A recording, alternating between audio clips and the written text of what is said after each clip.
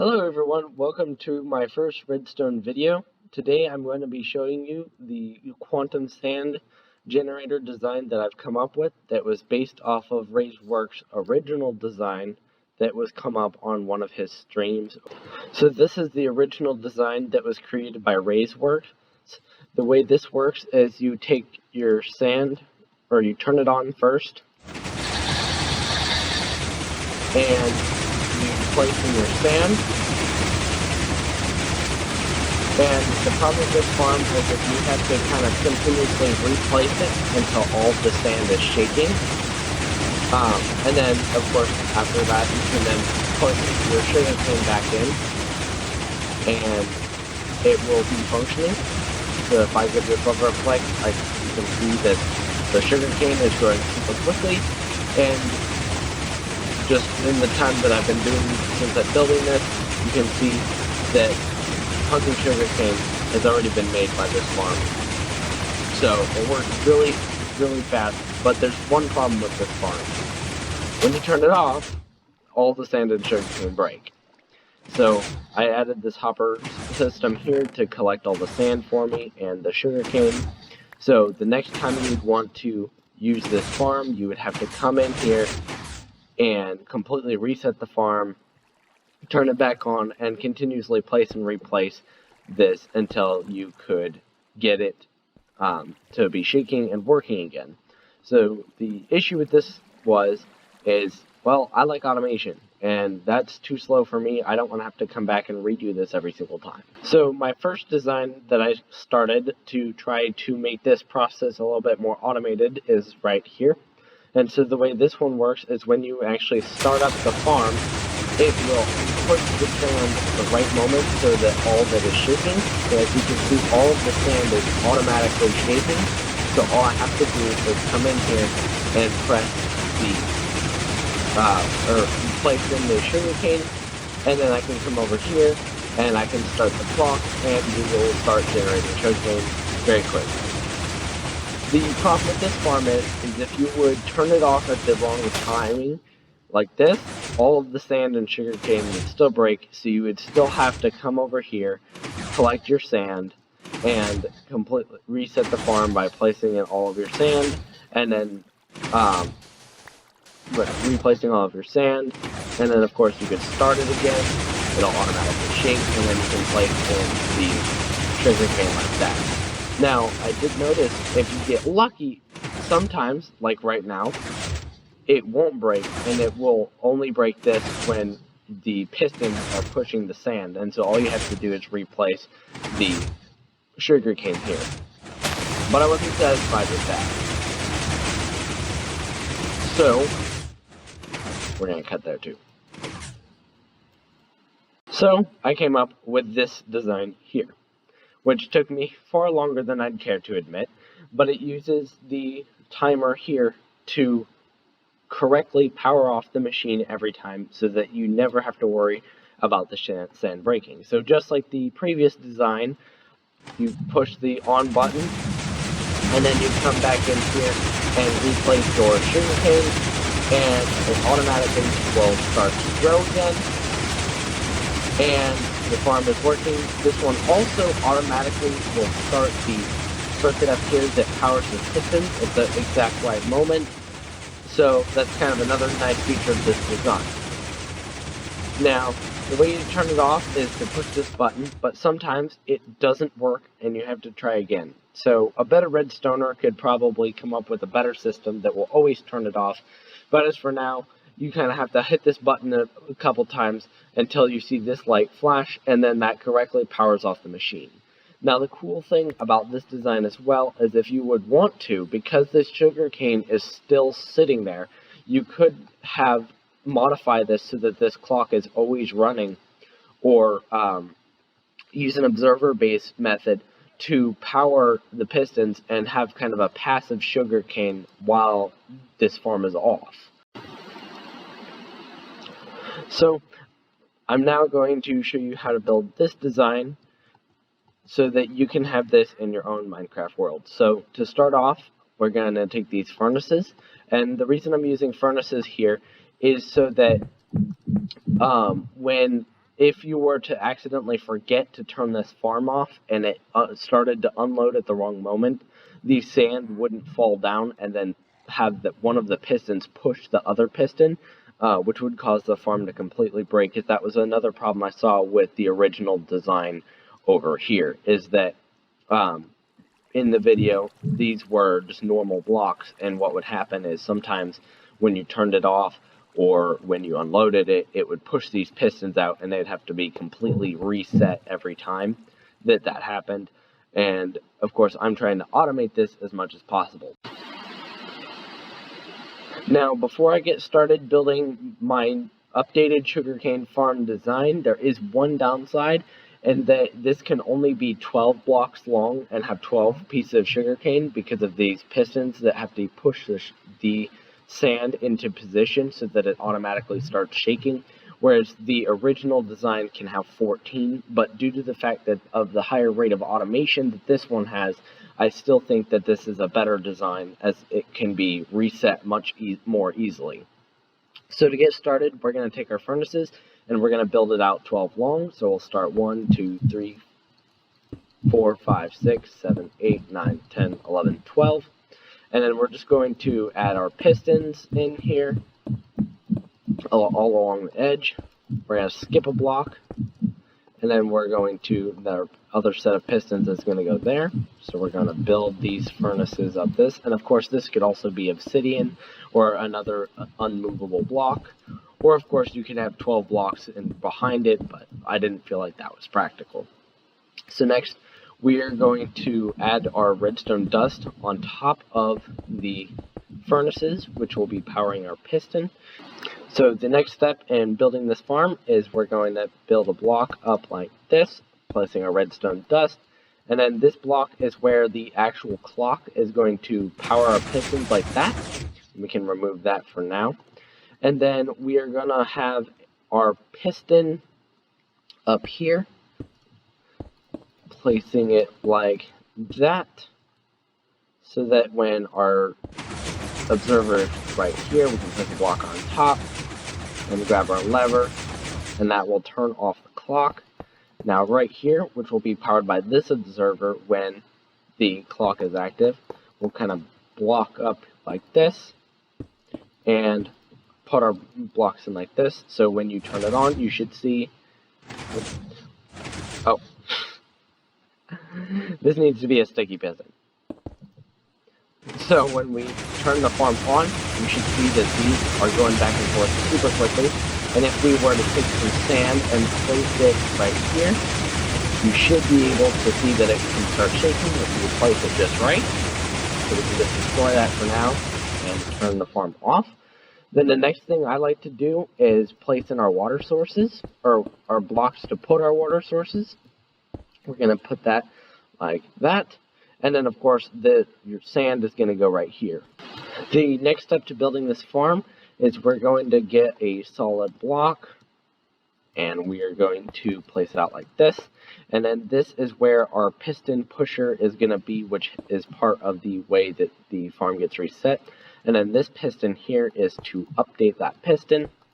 Now, I did have a small glitch that would sometimes happen where it would not always update in the correct timing. So I just added this piston right here, or you could probably, or you add a piston right here to update this block if the timing does not happen correctly the first time. Now it's important to not use something like a note block here, as the updates from the note block will happen too quickly and the pistons will fire at the incorrect time and the sand will not actually start shaking automatically. So then the other piston for causing the sand to start shaking, we will place down here. And then we can actually bring this redstone line down over here as part of the setup to extend. So when this observer pulses, these pistons will fire, but then this piston will also push over the sand at the same time, which will then get it to start shaking again. And then as it pushes it over, then this piston will push it back, and then it will be shaking and the system will be set properly. So all you have to do is place in your sugar cane. Now, the next important step to do is to place in a couple blocks here so that we can put in a repeater at 1 tick and a repeater at 2 ticks, which will make it so that when we turn this farm off, it will automatically extend these pistons, which will then catch the sand and keep it from falling like that. So we can see here, so we'll bring this out like this and connect that up. And so as you can see, now the sand is just kind of, or the pistons extend, and then we can place our sand there, and it will stay there so we can continue building this farm design.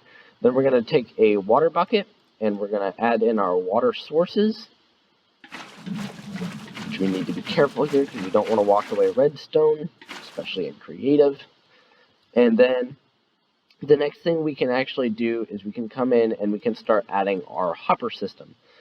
So the way I did it is I like to come out here, and because this generates items so quickly, I created 3 separate lines. So since this is 12 long, I create each one 4 blocks long.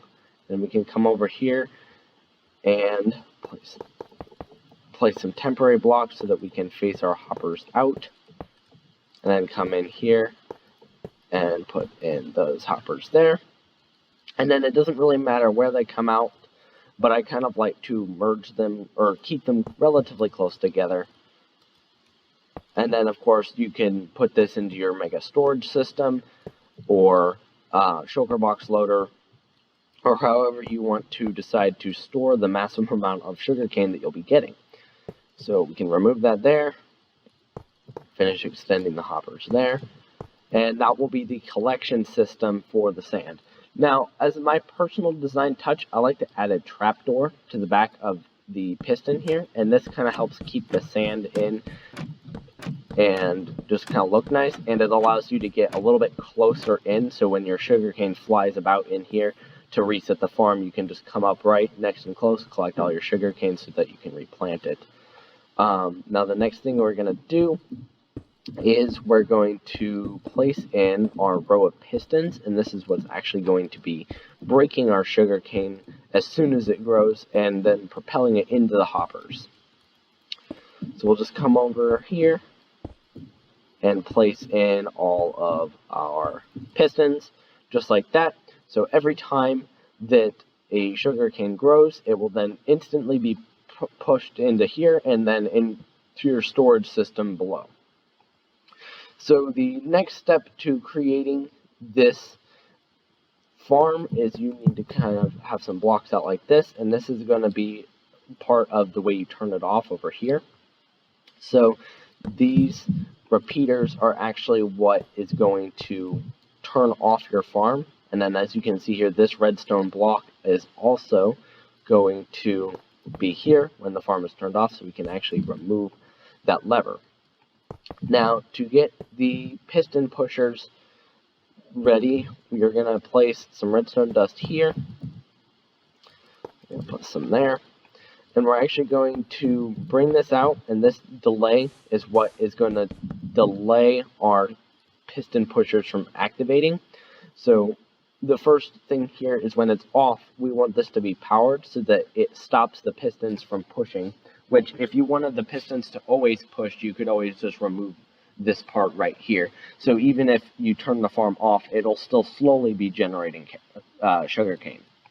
So we're going to create our little bit of delay here, which is necessary for the farm to start up properly.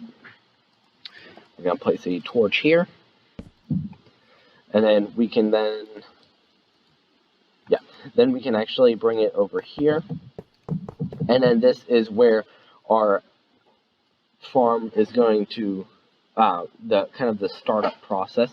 But for now, I'm just going to add in our solid blocks on here, and then our blocks in the back, and this will kind of be the base of the redstone.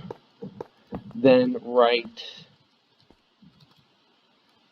so then right here we'll have our Gee, did I? Yeah, we need one repeater here because we don't want it to interfere with this block. Then this repeater goes here. We're going to grab another sticky piston right here. And so right now, because it's off, this piston will extend, making it so that the signal being pumped in from the repeaters behind are not going to cause continue the cycle. And then the redstone dust just comes all the way around down here. And then like that. So the way this will work is you're going to have your repeaters on 1 tick, 2 ticks.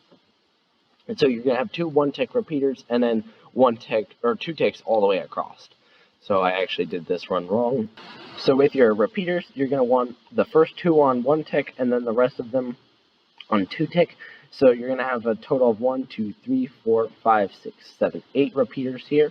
And then of course you're going to want a repeater on 1 tick here, which will then continue the clock circuit. Then we can run this line over here, and this will be running into another sticky piston, which will actually have, this will be running into another sticky piston, which will have 2 repeaters taken out from it. So there'll be a repeater here, and a repeater here, and here. And then this can run into a block, and this can run, oh yeah, we actually have 3 ticks. We have 3 repeaters, and so what this does is this kind of kicks it off properly, because if you don't do this, the circuit won't get enabled properly, and it won't actually start. It'll just pulse once and then fail, because of the way the system works. And a better redstoner than I could probably take this design and make it more efficient and compact it a little bit, but this is just the design that I was able to come up with. Now the next thing we need to do is actually put a observer here, which is going to kind of create another separate phase of the clock. So this observer here is going to be used to power this piston, or a sticky piston, like this. And then what this will do is make it so that the farm cannot be turned off unless the farm is in the correct state to turn it off correctly. So this will also kind of create ourselves a monostable circuit. And then it'll come up like this, and then we're gonna, will be the piston that will actually turn the farm on and off. Now, to do this properly, you also need to place a note block on top, and then the on switch is going to be right over here. We can add our dust in here, just like that. And this will also make it so that if you were to use lamps, when it turns off correctly, this lamp will actually pulse once if it was turned off correctly. And then we can just add our buttons. We can add our buttons in here, which just makes it look nice. So when we try to turn off our farm, if this block is down here, it won't turn off. But if the block is up here when the piston is extended, it will actually turn the farm off. And because this is a monostable circuit, it'll create a 1-tick pulse, which will retract this block, turning off the farm, or turning on the farm, which will kick off this circuit enabled right here. So the next step in building this farm is going to be to encase it in glass. So placing our glass along these hoppers will ensure that all of the sugarcane that we are making gets into the hoppers. Actually, can remove that there, and these aren't actually necessary either, but we're just going to encase it. And I like to use glass, but you could use any other block, but this just makes it so you can kind of see the farm running. Now the next step is we're going to add another block here, because as you can see over here, this is what is actually going to set these pistons to push back the other way. So all we have to do here is to actually run this line all the way down here, and then we actually need to have 1, 2, 3, 4, 5, 6 repeaters going out. So the best way to do it is you can just come one block from the end and just 1, 2, 3, 4, 5, 6 repeaters like this, pointing into a solid block, and then you're going to have that going into a torch, and then you can then take this redstone and connect it up, and that's what is actually going to push our sand back into place. And then I personally like to just kind of trim this up, making sure that there's no like crazy gaps, making sure not to place any glass in here, as if you do, it will push in and break the farm. So after you've wired this up and encases some glass, the farm is basically ready to go, but I did notice a mistake here. This actually needs to be one lower like this, else your farm will not work correctly, but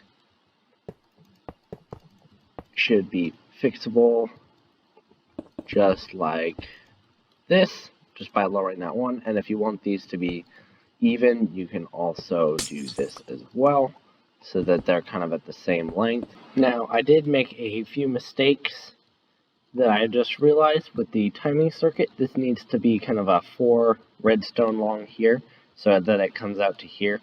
And then, of course, your piston underneath is the same, so that it kind of goes in like this. That way, the pistons are only firing when they need to, so that the farm will be the most efficient possible.